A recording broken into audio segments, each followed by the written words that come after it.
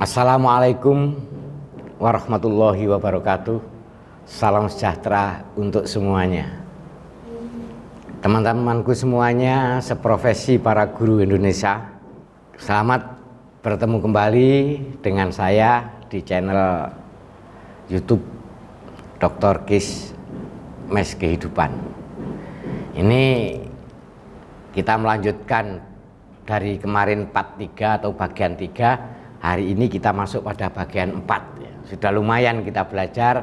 Ada part 1 yang begitu panjang, 1 jam kurang lebih, part 2, part 3, dan ini nanti adalah part 4. Judulnya adalah membuka gembok psikologis sang guru. Kalau kemarin kita belajar tentang gembok psikologisnya guru, kita bedah gembok psikologisnya guru. Apa sih yang menjadikan guru itu masih dianggap belum berprestasi? Masih banyak yang mungkin standarnya di bawah, atau mungkin guru yang belum bisa meningkatkan kualitas dirinya. Padahal kompetensi intelektualnya semuanya rata-rata sudah sarjana, bahkan banyak yang S2 dan S3.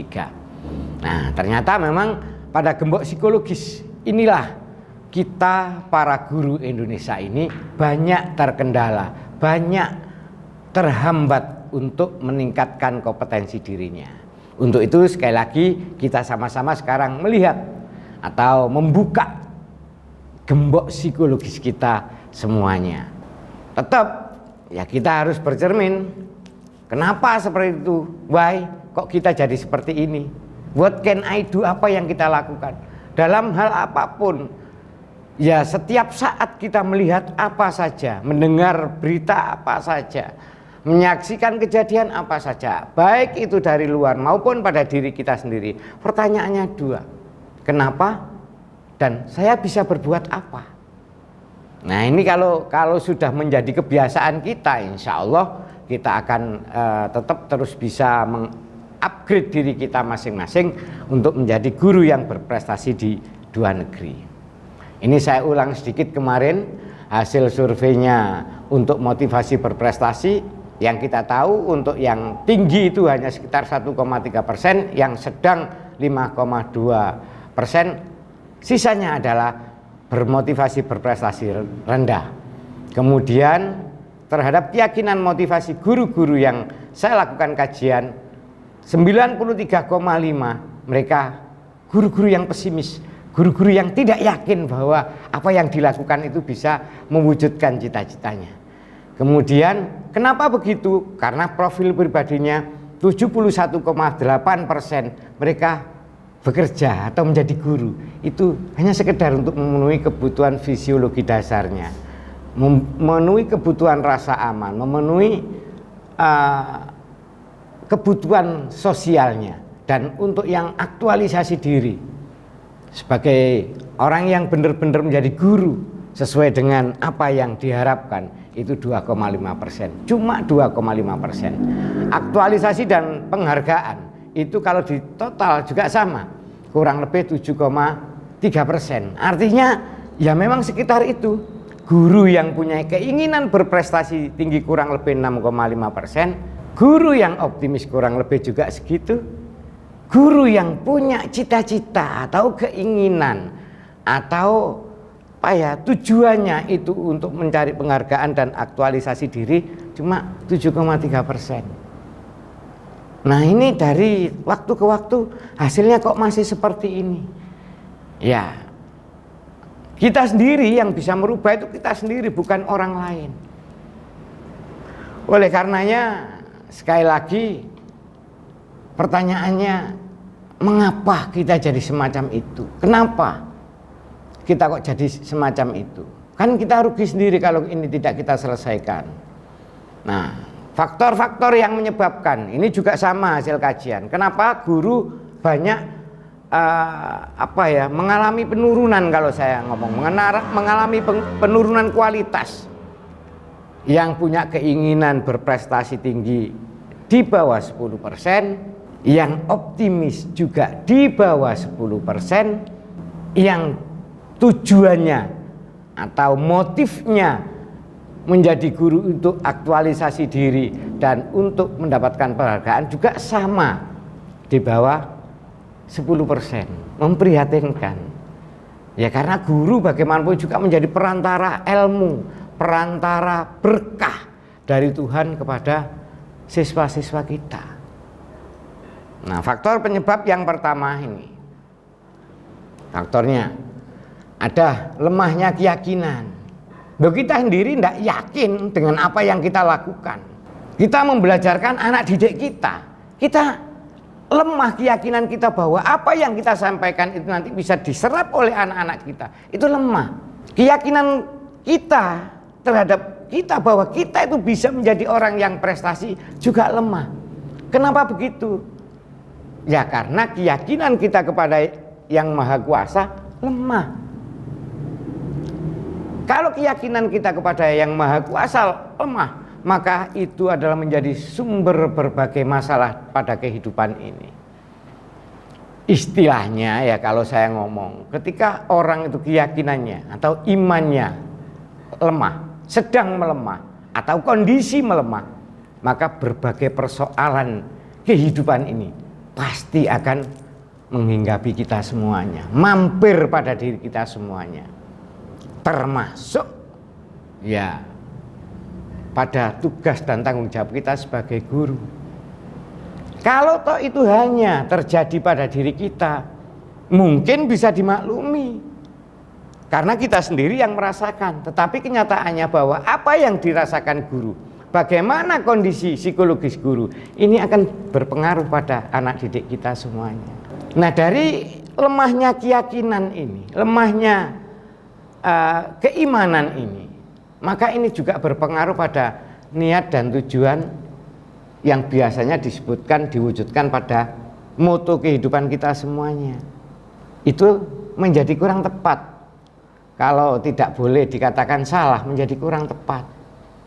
Akhirnya dari banyak saya tanya kepada teman-teman ya, kalau boleh disebut kajian non formal ya, banyak teman-teman guru itu ya hampir sama yang seperti saya ungkapkan di atas tadi. Tujuannya itu adalah hanya sekedar mencari rezeki, hanya sekedar.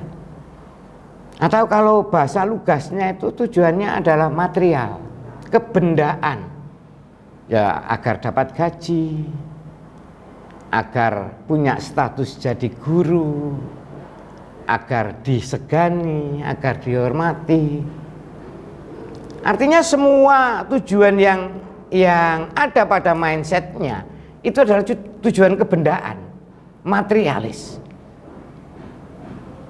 Kalau tujuan ini bersifat material, berarti bukan tujuan kita untuk mengabdi kepada Yang Maha Kuasa lewat pendidikan, lewat jadi guru ini. Nah, ini dampaknya luar biasa.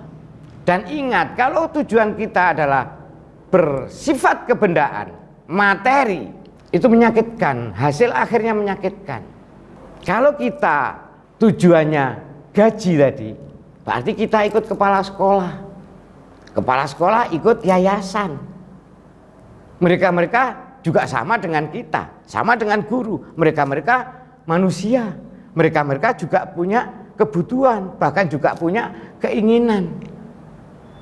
Mereka baik itu kepala sekolah mungkin atau yayasan kita juga berupaya untuk memenuhi kebutuhannya sendiri, yang kadang kebutuhannya sendiri atau keinginan sendiri belum bisa memenuhi, sehingga kita ya nanti jadi tidak bisa terpenuhi kebutuhan kita. Tetapi kalau kita langsung ikutnya itu Yang Maha Kuasa, nanti yang memenuhi kebutuhan kita Yang Maha Kuasa. Yang Maha Kuasa tidak butuh gaji, sedangkan kepala sekolah butuh gaji. Yang Maha Kuasa tidak butuh dapat penghargaan, sedangkan kepala sekolah butuh penghargaan. Artinya teman-teman semuanya, bahwa kita tetap harus menata niat ini. Loh Pak, pengaruhnya besar niat itu, sangat besar.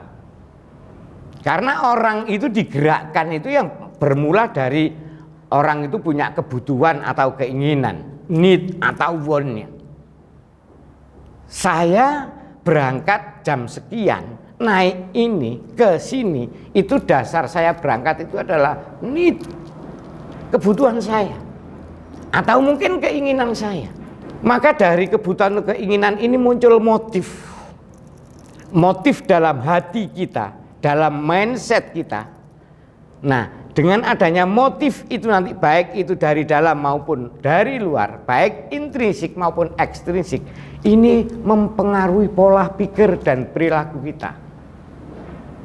Akhirnya kita melakukan aktivitas itu atas dasar kebutuhan atau keinginan kita. Nah, kalau niatnya kurang benar, niatnya kurang pas, maka di sana nanti ketika kita berhasil, kita bangga diri, kita sombong.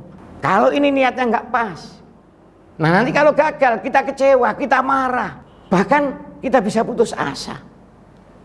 Itu niatnya kalau nggak pas. Sekali lagi, kalau niat dan tujuan kita itu hanya bersifat materi, itu nanti hasil akhirnya pasti bisa dikatakan nanti akan kecewa, akan putus asa, akan jengkel, tidak bisa merasakan bahagia.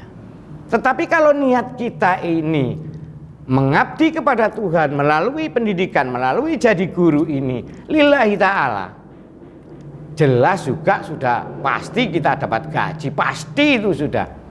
Bahkan tidak hanya untuk kepentingan materi semata, tapi untuk kepentingan nanti di alam sana. Nah, kalau kita niatnya pas, niatnya lillahi ta'ala, maka lillahi ta'ala kan tidak asal ada, lillahi ta'ala tidak asal jadi, tapi lillahi ta'ala kan mesti kita yang baik. Maka apa yang kita lakukan itu nanti mesti akan berupaya yang sebaik mungkin.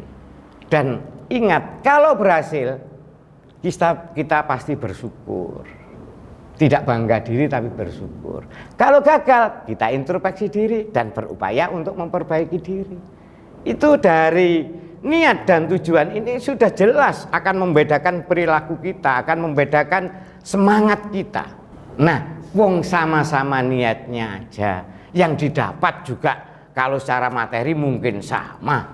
Ya kita mari niat, kita benahi niat dan tujuan kita, bahwa kita menjadi guru itu adalah dengan niatan tujuan untuk mengabdi kepada Tuhan Yang Maha Esa, mengabdi kepada bangsa dan negara melalui jalur pendidikan ini.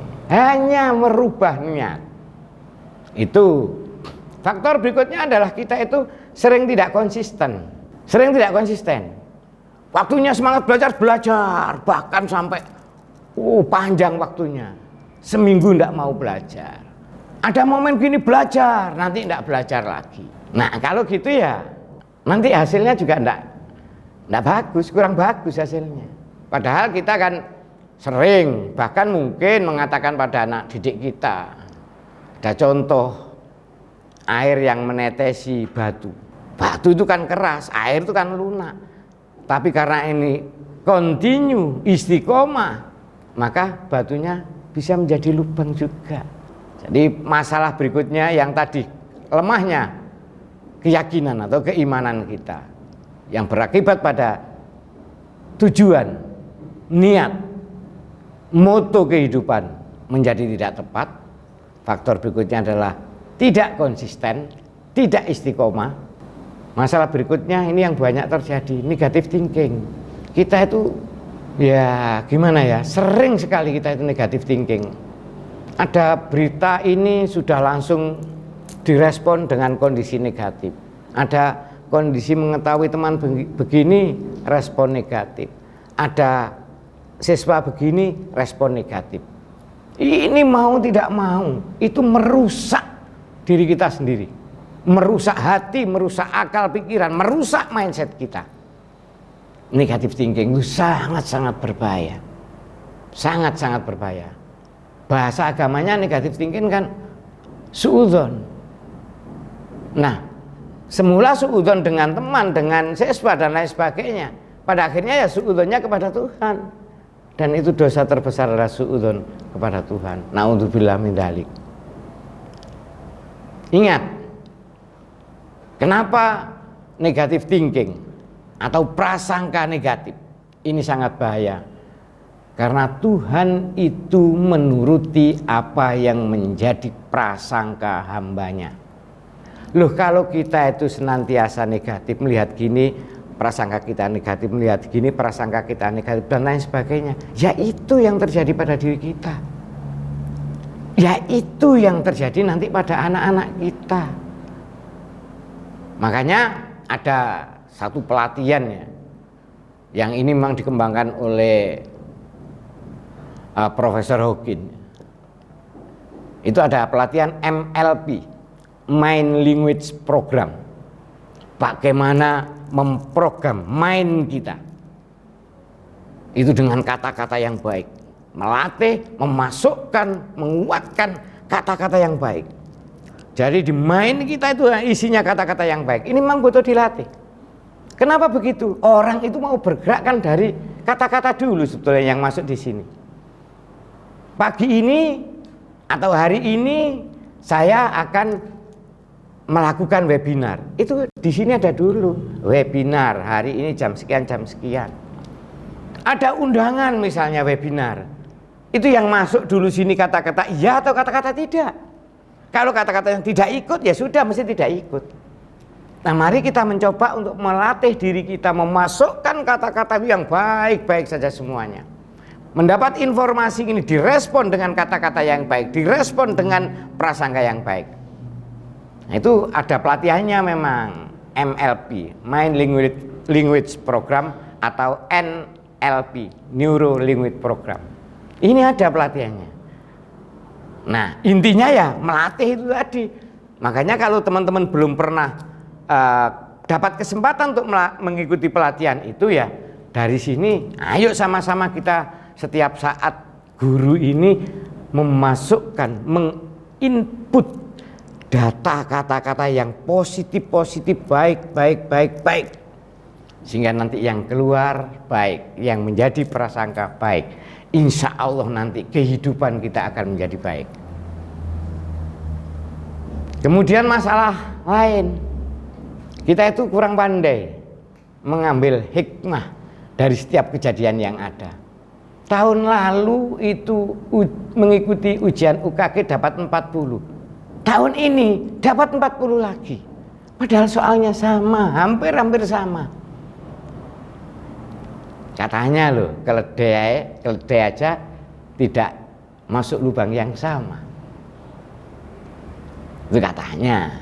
Ini kita kurang pandai mengambil hikmah. Mestinya setiap kejadian apapun yang kita lihat, yang kita rasakan, yang kita dengar, yang kita alami, pasti kejadian dan peristiwa itu mengandung hikmah dan pelajaran.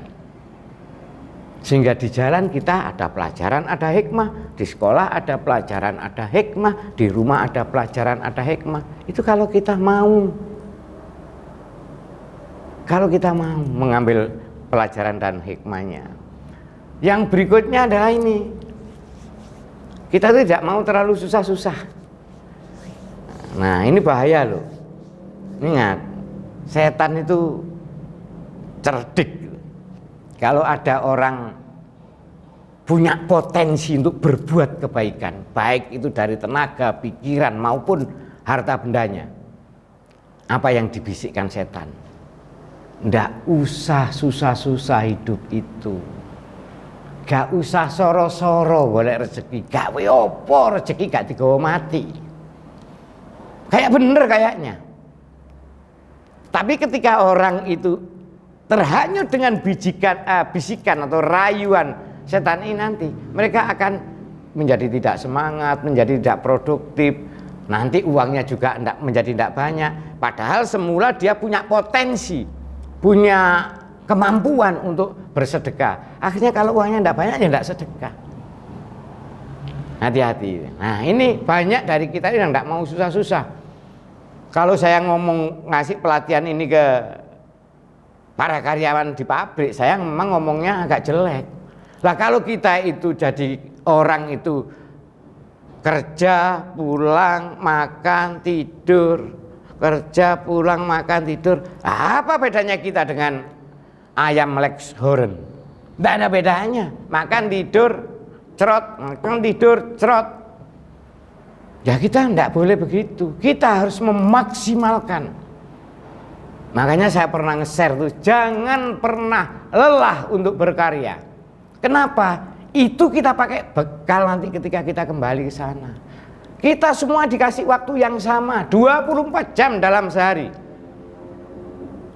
Siapa yang lebih produktif, itulah yang nanti akan beruntung. Nah, mohon jangan sampai kita punya prinsip ndak usah susah-susah. Ini harus kita perangi sendiri.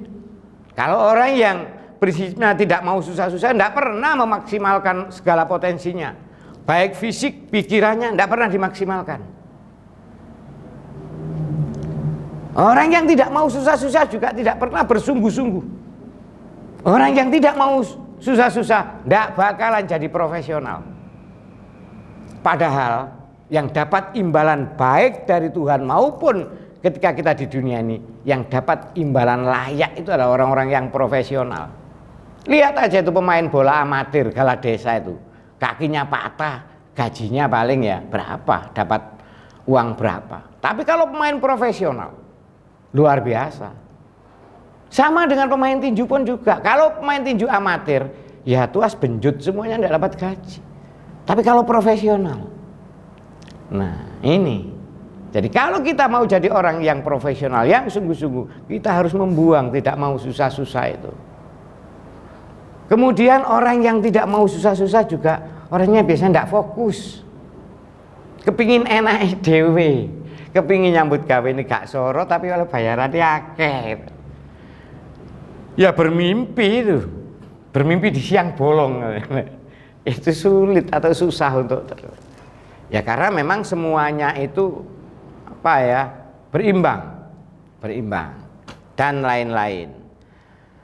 Kemudian kenapa kita jadi orang yang seperti itu? Karena kurangnya rasa tanggung jawab kita. Ya kita kan seneng kalau mencari kambing hitam. Ada begini yang disalahkan sarana prasarananya ndak lengkap, kepala sekolahnya nggak ngereken, temannya ndak support, muridnya ndak blek dan lain sebagainya. Itu orang yang kurang tanggung jawab. Kalau orang yang bertanggung jawab, tidak ada masalah itu dari luar. Masalah itu semua datangnya dari diri kita sendiri.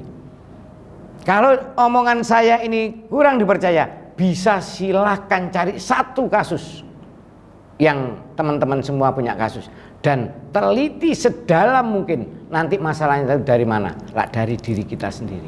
Tidak ada masalah itu yang datang dari orang lain. Semua masalah itu datangnya dari diri kita sendiri. Padahal seperti pada part sebelumnya sudah saya katakan, orang yang bertanggung jawab itu derajatnya akan diangkat oleh Allah. Nah, hanya kita bertanggung jawab saja, derajat kita akan dinaikkan oleh Allah. Kalau kita dinaikkan derajatnya, bersamaan itu pula Tuhan Allah Subhanahu wa taala memberikan kita ilmu dan memberikan kita iman. Artinya, kenapa iman kita yang saya katakan tadi, keyakinan kita itu lemah? Ya karena tanggung jawab kita lemah. Maka Tuhan tidak menambah keimanan kepada kita. Tuhan tidak memberikan ilmu kepada kita. Tanggung jawab sebagai guru. Setelah kita semua tahu apa sih tugas dan fungsinya guru, kita bismillah, kita mulai untuk lebih bertanggung jawab terhadap tugas dan tanggung jawab kita. Insya Allah keimanan kita akan ditambah oleh Tuhan. Ilmu kita akan ditambah oleh Tuhan dan derajat kita dinaikkan. Loh lah enak sih. Enak kok, enggak sulit kok sebetulnya. Memang tidak bisa bim salah bim abra-gedabra. Tapi semuanya proses. Yang penting niat dulu kepingin jadi orang yang bertanggung jawab. Minta kepada Tuhan untuk dijadikan orang yang bertanggung jawab. Insya Allah kita nanti akan terus naik. Masalah berikutnya adalah ini. Yang banyak putus asa, ngajar anak enggak banyak yang bisa, anaknya banyak yang ngantuk, macam-macam, putus asa. Bahaya ini. Bahaya betul nih. Loh, saya kasih gambar Katak ya. Karena putus asa dia mau pergi. Nah ini, sudah pergi dan bersembunyi katanya. Banyak dari kita ketika mengalami kesulitan-kesulitan bersembunyi dari kenyataan. Bersembunyi di semak-semak tapi bersembunyi dari kenyataan. Dan kalau ada teman-teman kok sampai putus asa ya seperti ini gambarannya, bersembunyi dari kenyataan. Nah kata itu sambil sembunyi kan sambil berdoa itu, doa kata. Ya Tuhan, mbok yo ini kata Jawa ini ya. Kata Surabaya ini. Ya Tuhan, mbok yo bangsa ular itu dimusnahkan saja agar bangsa Katak ini bisa hidup tenang dan aman. Karena putus asa, Katak ini berdoa karena banyak tantangan, banyak ujian, banyak cobaan, banyak rintangan. Katak ini berdoa kepada Tuhan. Maunya kan enak saja. Kesana kemari tidak ada ular sehingga tidak ada yang memangsa dia. Maunya begitu. Padahal ular itu diciptakan untuk memangsa Katak itu ya untuk tujuannya agar Katak ini waspada, agar Katak ini juga pinter lompat dan lain sebagainya. Kalau ada orang, kalau ada guru, kemudian banyak ujian dan cobaan muridnya gini, lingkungan kerjanya gini, tempat temannya gini, kemudian dia putus asa, berdoa kepada Tuhan. Ya Tuhan, teman-teman saya itu kok begitu sih? Musnahkan saja yang jelek-jelek. Sekolahan saya muridnya kok begitu sih? Buang saja anak yang jelek-jelek. Ya itu sama dengan Katak. Ingin tahu ketika Katak itu berdoa semacam itu. Begitu Katak ini doa, naik ke atas. Saut sama malaikat, cek. Langsung malaikat itu bilang sama Katak itu, hei Katak, kamu itu sudah terlambat. Sebelum kamu doa semacam ini, nyamuk sudah doa duluan. Apa doanya nyamuk? Ya Tuhan, mbok bangsa Katak ini dimusnahkan, biar bangsa nyamuk ini aman. Kalau kita berdoa jelek, ada nanti orang lain yang berdoa jelek. Kalau kita tidak suka pada anak-anak didik kita, anak didik kita juga nanti akan tidak suka dengan kita. Artinya apa? Kita berdoa, iya kita harus berdoa. Tapi doa kita itu mencerminkan ikhtiar kita. Kita berdoa, kepingin selamat di jalan, ya jangan ugal-ugalan. Berdoa pengen selamat di jalan tapi ugal-ugalan. Ini antara yang kita minta dengan yang kita lakukan, paradok. Nah itu. Jadi kalau kita berdoa kepingin agar apa yang kita lakukan ini berjalan dengan baik dan lain sebagainya, ya kita harus berupaya diri kita baik. Ini teman-teman semuanya menjadi pelajaran bagi kita ya, bahwa kita meminta kemudahan itu memang kita sebagai hamba yang menunjukkan ketidakmampuan kita. Tapi jangan sampai mintanya di luar apa yang menjadi ketentuan Tuhan. Teman-teman semuanya saya teruskan. Nah ini banyak ini. Saya sendiri kan mengamati sambil video saya juga sambil mengamati, sambil tanya dan sebagainya. Termasuk pada teman-teman dekat saya, guru-guru teman dekat saya juga saya tanya. Banyak yang WA ke saya juga banyak. Pak, mau berubah itu kok susah sih Pak? Ya memang berubah itu susah, tapi ingat, nanti setelah kita bisa berubah, hasil perubahan itu indah dirasa. Itu ingat, memang susah. Dan banyak orang yang enggan untuk berubah itu. Dikasih informasi sudah nolak duluan, itu ciri-ciri orang yang tidak mau berubah. Sudah merasa dirinya pintar, paling pintar, sudah macam-macam lah. Nah ini tidak mau berubah ini, masalah ini. Atau ada yang kepingin berubah, tapi bagaimana dia melakukan perubahan tidak bisa. Sudah kepingin berubah, tapi bagaimana melakukan perubahan? Dari mana memulai perubahan? Nah ini gambar ini kalau di dunia pendidikan luar negeri itu sudah terkenal semboyan ini. Anda Kita itu bisa saja membawa kuda dari kandangnya ke tepi sungai. Bisa, karena ada ikatannya. Kita bisa memaksa guru-guru untuk datang ke sekolahan tempat waktunya, karena ada aturannya. Kalau tidak tepat waktu nanti ya kena resiko, kena sanksi. Saya bisa saja tiap jam sekian berangkat ke sekolah karena aturan sekolah semacam itu. Tetapi kuda itu setelah di tepi sungai mau atau tidak minum, itu bukan tergantung dari kita yang nyeret, tapi tergantung dari kudanya itu sendiri. Pingin minum atau tidak, ingin minum atau tidak, butuh minum atau tidak. Begitu juga dengan kita datang dari rumah ke sekolah. Mungkin semuanya bisa tepat waktu karena memang sekarang banyak finger-fingernya itu. Nggak bisa dicuri. Tapi ketika di sekolah berbuat maksimal atau tidak, kepala sekolah nggak bisa memaksa. Yang bisa adalah diri kita sendiri. Dipaksa, dimarahi, dikasih surat teguran sama kepala sekolah misalnya. Dia tetap ini kuda ini ditarik, dipaksa untuk minum. Ya semakin keras, semakin teriak keras kudanya. No, nggak mau karena kudanya nggak ingin minum. Sama dengan diri kita, kalau kita tidak ingin melakukan perubahan, apapun orang mengajak akan seperti angin lalu saja. Karena perubahan itu dimulai dari diri kita sendiri. Loh Pak, berarti kalau ada orang semacam itu kita tidak usah mengingatkan, ya tetap kita ingatkan. Siapa tahu pengingatan kita itu nanti sedikit banyak mensupport mereka-mereka untuk menjadi berubah lebih baik. Kenapa harus berubah? Ya karena perubahan itu adalah obat mujarab. Nah kita pakai falsafah telur pecah ini. Jika telur pecah akibat tekanan dari luar, nggak tahu kena martil, kena batu, atau apa saja, maka rusaklah segalanya. Akan tetapi jika telur itu pecah karena tekanan dari dalam, pecah, berarti ada kehidupan baru, munculnya anak ayam. Sama dengan diri kita, kalau kita itu mau berubah karena tekanan-tekanan dari luar, karena aturan, karena dimarahi, karena dapat teguran dan lain sebagainya, rusak.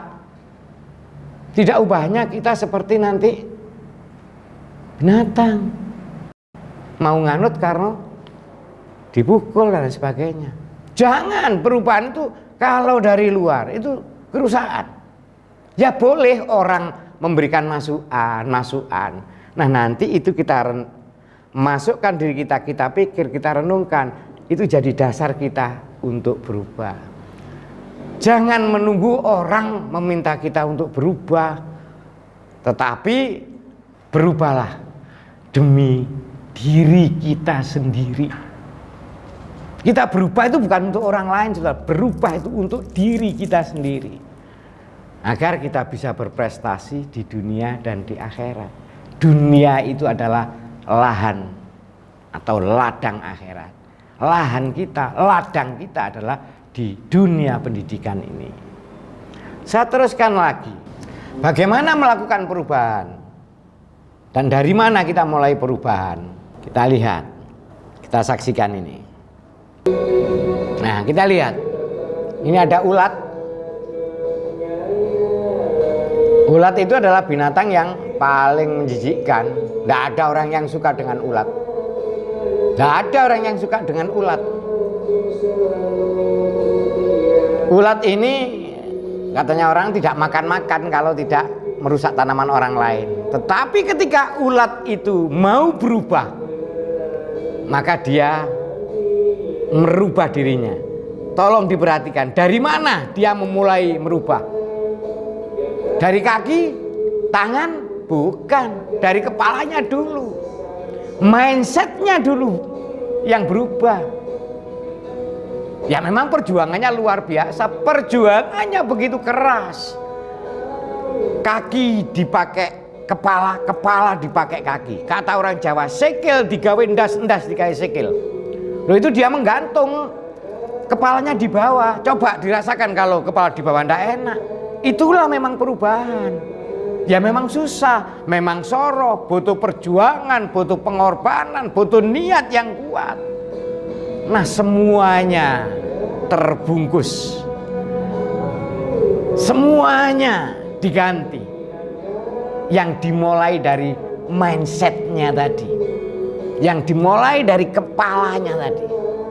Setelah itu dia berjuang keras untuk keluar dari kepompong ini. Tapi yang keluar bukan lagi ulat yang menjijikkan. Yang keluar bukan ulat yang merusak tanaman orang. Tapi yang keluar adalah seekor kupu-kupu yang indah. Seekor kupu-kupu yang menawan. Seekor kupu-kupu yang membantu proses kehidupan. Terbang dari satu bunga ke bunga yang lain membawa kehidupan. Dari sanalah nanti akan muncul buah-buah yang dihasilkan dari kupu-kupu, proses pembuahan yang dilakukan oleh kupu-kupu ini. Indah, semuanya senang dan menyenangkan. Inilah kalau kita mau berubah, ya memang susah, memang berat, butuh perjuangan, butuh pengorbanan. Tapi percayalah, perubahan itu nanti akan indah pada akhirnya. Meskipun mungkin kita tidak bisa melihat atau merasakan keindahan itu sendiri, tapi orang lain akan merasakan betapa indahnya perubahan yang kita lakukan.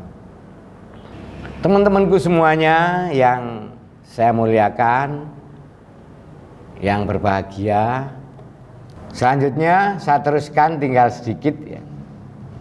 Ini penting ini. Ini termasuk kunci muka gembok ini. Termasuk kuncinya muka gembok ini. Kita perhatikan semuanya teman-teman. Nih, did you know? Apakah Anda tahu? Apakah kita tahu bahwa sebuah penelitian tentang otak manusia itu menunjukkan dalam keadaan normal manusia banyak menggunakan tidak lebih dari 2% kemampuan otaknya. Tidak lebih dari 2%. Artinya itu normal. Kalau di bawah normal ya mungkin kita itu menggunakan otak kita itu mungkin 0,1, 0,2 dan lain sebagainya. Hari-hari kita itu banyak tidak menggunakan otak kita sebetulnya. Hanya insting saja.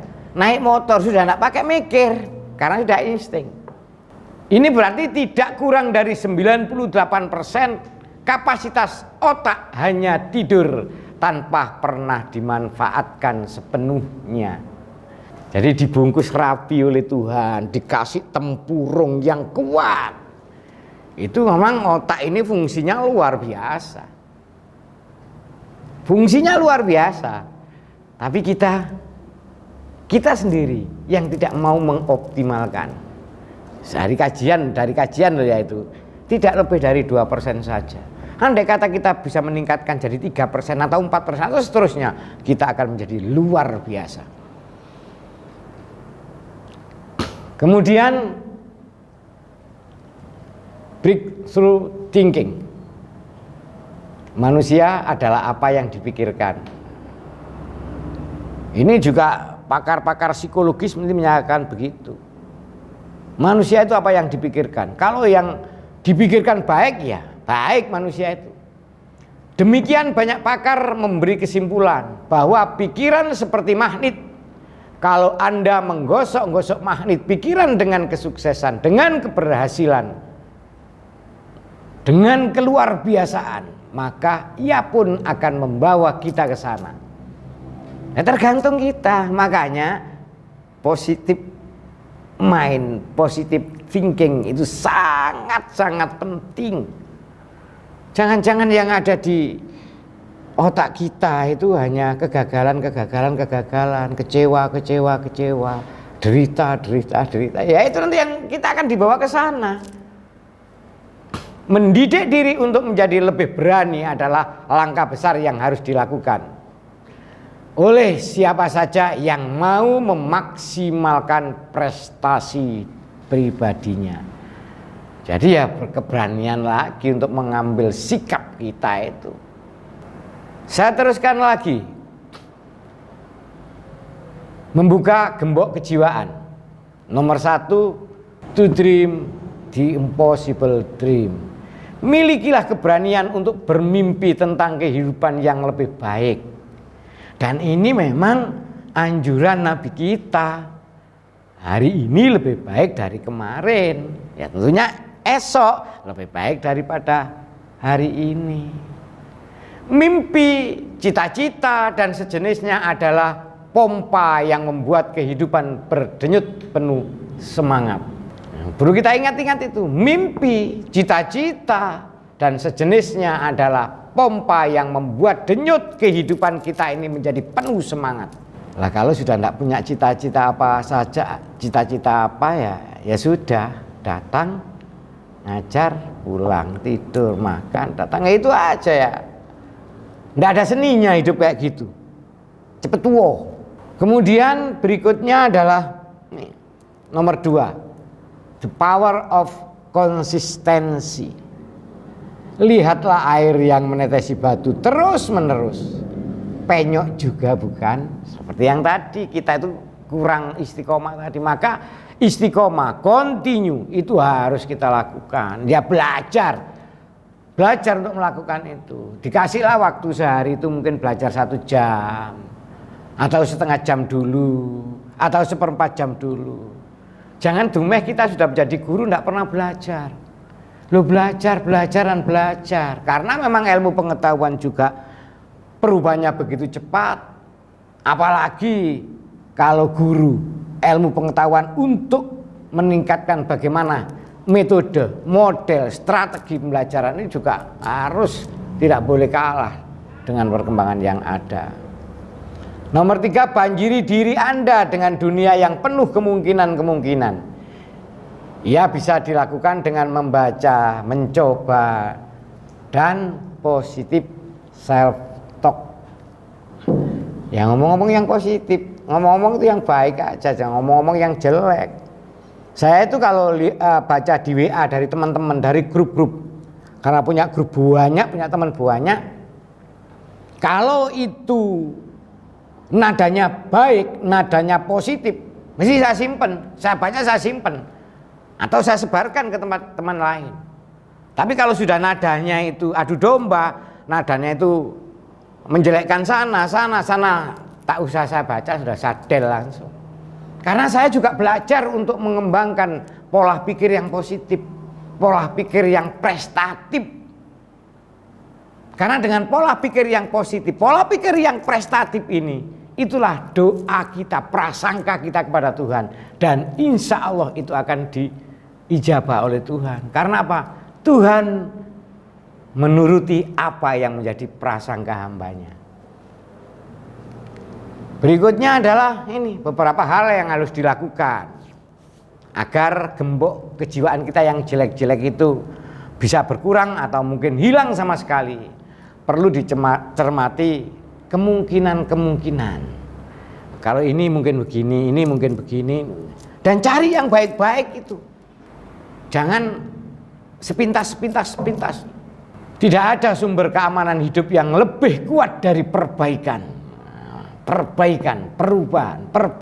Perubahan. Itu adalah sumber keamanan hidup yang paling kuat.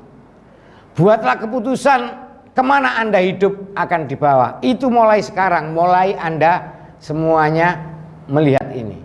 Jadi guru yang prestatif atau biasa-biasa saja. Monggo itu keputusan yang pilih teman-teman semuanya. Kuatkan keputusan Anda pada poin ketiga ini. Dan ingat, sukses itu perilakunya seperti wanita. Jangan dikejar, tapi ciptakan daya tarik dalam diri Anda agar ia datang ke Anda. Lu ilmu ini gak pate akeh, semangatnya yo pas-pasan, kreatifnya yo kurang, inovatifnya ndak ada, kok kepingin oleh duit akeh. Ya, kalau ngomong kasar kan begitu. Itu sukses itu perilakunya seperti orang wanita. Dikejar, percuma lari, tapi ciptakan perangkap. Apa sih yang disukai oleh wanita itu? Ciptakan itu pada diri Anda. Itu ibaratnya. Makanya kapan itu saya share tulisan itu yang saya awalnya memang dari WA, saya ramu lagi, saya tulis lagi, saya cari dasar hukumnya lagi. Itu kan ada itu. mengatakan, kalau kepingin nangkap ayam, jangan dikejar. Tuas habis tenaga kita, ayamnya tidak kena. Tapi kasih jagung, mereka akan datang dan kita mudah menangkap. Kalau kita kepingin kupu-kupu, ya jangan dikejar, ditangkap. Tanamlah bunga di sana. Nanti kupu-kupu akan datang. Dia datang tidak sendiri, tapi dengan berbagai macam temannya. Nah, kalau kita ingin sukses, jangan dikejar sukses itu, tapi buatlah perangkap pada diri kita, ilmu pengetahuan kita, kreativitas kita, inovasi kita, dan lain sebagainya. Nanti sukses akan datang menghampiri kita. Cintailah diri Anda dalam kehidupan ini. Kalau kita berupaya menjadi yang lebih baik, lebih baik, lebih baik. Saya tidak ngomong kuantitasnya. Berubah sedetik saja lebih baik hari ini daripada kemarin sudah. Apalagi sejam. Nah, mencintai diri itu menjadikan anugerah Tuhan ini baik berupa fisik maupun psikis kita, baik berupa jasmani maupun rohani kita, untuk kita ajak bersama-sama menuju kebaikan. Nah, maximizing inner resources. Manusia dibuat tercengang oleh potensi yang ada dalam diri. Misalnya saja, ada orang yang lari karena ancaman bahaya, pagar setinggi 2 meter bisa dilompati. Karena apa? Karena yakinannya bahwa saya bisa lompat karena dikejar oleh bahaya. Saat gempa bumi, 4 anak bisa diangkat pada saat yang sama oleh ibunya. Takut sama binatang buas, sontak bisa menyeberangi sungai padahal dia sebelumnya tidak bisa berenang. Ini karena kita punya sumber daya yang belum kita optimalkan, itu punya. Biasanya itu keluar. Orang itu kreatif, orang biasanya keluar ketika kepepet. Tapi jangan gitu, kepepet gak kepepet ya kita harus memaksimalkan potensi diri kita. Kita harus kreatif, inovatif, semangat, kerja keras, pantang menyerah, terus berkarya gitu. Jangan nunggu sampai kita kepepet. Membangun dan memaksimalkan potensi diri. Nomor 1, kita hidup dalam dunia yang penuh informasi. Misalnya pelajari kesalahan-kesalahan hidup dari WA, dari YouTube, dari Google, dan lain sebagainya. Kita bisa belajar dari orang-orang lain. Kesalahan begini akibatnya begini, kesalahan begini. Kalau dulu cari bukunya lama, sekarang tinggal klik aja, sudah bisa kita belajar setiap saat. Coba cermati sejumlah kebiasaan Anda. Kebiasaan adalah energi dari dalam yang amat luar biasa dahsyatnya. Ayo, kita semua mengamati kebiasaan kita. Produktif atau non produktif. Nah, ini kita sendiri yang tahu. Teori neuro associative conditioning. Pentingnya pengamatan akan rasa sakit, rasa senang, dan lain sebagainya. Nah, ini kita kalau tekun, kenapa sih saya sakit, kenapa sih saya sedih, kenapa sih saya susah, kenapa sih saya senang, dan lain sebagainya. Nanti kalau kita tekun, setiap ada perubahan itu kita amati, kita bisa melakukan perubahan-perubahan ke arah yang lebih baik. Ingat, jangan pernah menyesal kita hidup. Jangan pernah putus asa kita menghadapi masalah. Kita hidup kita harus bersyukur. Jangan putus asa, masalah itu menguatkan kita. Kupu-kupu itu begitu susah, itu karena kupu-kupu akan menjadi kuat, kupu-kupu akan menjadi indah. Bahkan ada ketika kupu-kupu ini keluar, ada anak kecil kasihan diambilkan gunting, ikut disobek kepompongnya, malah kupu-kupu tidak bisa terbang, tidak bisa jalan. Karena ternyata ketika kupu-kupu ini dalam kepompong menekan kepompong ini, keluarlah lendir-lendir cairan untuk menguatkan persendian-persendiannya. Nah, kalau kita ada masalah, jangan putus asa. Karena setiap masalah itu hikmahnya, pelajarannya mesti kita akan menjadi kuat, kita akan menjadi hebat, kita akan menjadi luar biasa. Karena apa yang menurut kita negatif, tidak cocok, menyusahkan, menyakitkan dan sebagainya, sebenarnya adalah peluang kita untuk berprestasi.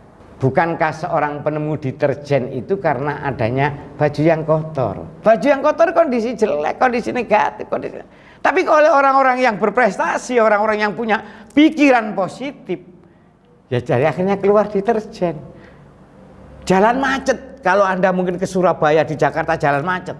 Orang yang punya pikiran negatif, yang gerundel, meso-meso, ngilokno pemerintah dan lain sebagainya.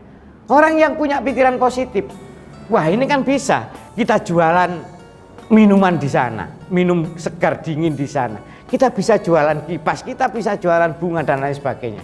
Tergantung dari kita, tergantung dari pikiran kita mensikapi. Bukankah seorang penemu kendaraan itu kendaraan bermotor ya, itu karena adanya seorang yang capek ketika jalan kaki. Kalau tidak ada orang capek jalan kaki, ya tidak ada kendaraan bermotor dan lain sebagainya dan lain sebagainya. Semua kondisi positif itu didahului dengan kondisi negatif. Mari kita perhatikan, bukankah kami Allah telah melapangkan untukmu dadamu, dan kami telah menghilangkan daripadamu bebanmu yang memberatkan punggungmu, dan kami tinggalkan sebutan nama-nama, karena sesungguhnya sesudah kesulitan itu ada kemudahan, dan sesungguhnya sesudah kesulitan itu ada kemudahan. Maka apabila kamu selesai dari satu urusan, kerjakanlah dengan sungguh-sungguh urusan yang lain. Hanya kepada Tuhanmu lah hendaknya kamu berharap. Quran surat Al-Insyirah 1 sampai dengan 8. Nah ini artinya susah, artinya sulit, artinya rintangan, hambatan dan lain sebagainya itu pasti diiringi dengan kemudahan-kemudahan, pasti diiringi dengan pertolongan-pertolongan. Itu bagi kita yang yakin kepada Tuhan. Makanya keyakinan menjadi utama, keyakinan menjadi penting agar niat dan tujuan kita itu menjadi benar, agar kita menjadi orang yang bertanggung jawab, agar kita menjadi orang yang istiqomah atau kontinu, agar kita menjadi orang yang tidak berputus asa tapi malah justru lebih semangat dan semangat. Sehingga pada akhirnya kita niatkan untuk diri kita sendiri, saya berniat untuk diri saya sendiri untuk senantiasa berubah, melakukan perbaikan dan perbaikan. Seraya kita ikuti memohon pertolongan kepadanya agar kita dijadikan orang yang paling banyak memberikan manfaat terhadap sesama makhluk ciptaannya. Kurang lebihnya saya mohon maaf, dan apabila ada tutur kata yang kurang berkenan saya mohon maaf yang sebesar-besarnya. Akhirnya mudah-mudahan Tuhan Allah Subhanahu wa Ta'ala memberikan kemudahan, memberikan hidayah, inayah, keridhaan, kemampuan, kemauan dan kekuatan pada kita untuk senantiasa menjadi orang yang terus menjadi orang yang lebih baik dan lebih baik lagi. Billahi taufiq wal hidayah, waridho wal inayah, wallahul muwaffiq ila aqwamit thoriq. Assalamualaikum warahmatullahi wabarakatuh. Atas kuasanya